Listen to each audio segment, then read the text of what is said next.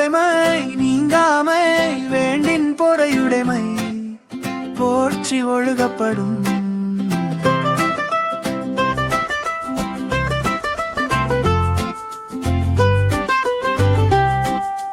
நிறையுடைமை நீங்காமை வேண்டின் பொறையுடைமை போற்றி ஒழுகப்படும். இன்று ஒரு சிறுகதை, பொறுமையும் பொறுப்பும். தாமஸ் ஆல்வா எடிசன் புகழ்பெற்ற அறிவியலறிஞர். பலமுறை தோல்விகளைச் சந்தித்த போதும் இடைவிடாத முயற்சியால் மின் விளக்கை கண்டுபிடித்தவர். தமது கண்டுபிடிப்பை நண்பர்களுக்கும் மற்ற அறிவியலறிஞர்களுக்கும் விளக்கிக் காட்ட எடிசன் விரும்பினார். நிகழ்ச்சியை ஏற்பாடு செய்து அனைவரையும் அழைத்தார்.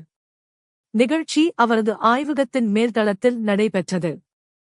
எடிசன் தமது உதவியாளரை அழைத்து மின் விளக்கை மேல்தளத்திற்கு கொண்டு வரச் சொன்னார். உதவியாளர் அதை எடுத்துச் செல்லும் போது திடீரென கை. ஆனால் எடிசன் சிறிதும் மனம் கலங்கவில்லை. உடனே மற்றொரு மின் விளக்கை உருவாக்கினார். அந்த மின் விளக்கையும் அதே உதவியாளரிடமே கொடுத்து மேல்தளத்திற்கு எடுத்துச் செல்லச் செய்தார்.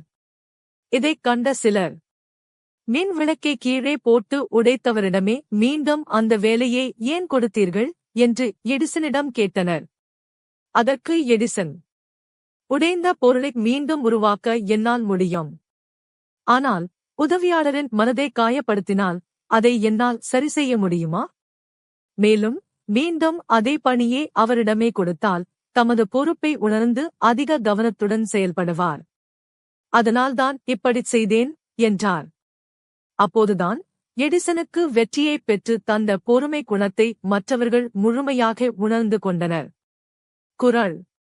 நிறையுடைமை நீங்காமை வேண்டின் போற்றி ஒழுகப்படும். விளக்கம்.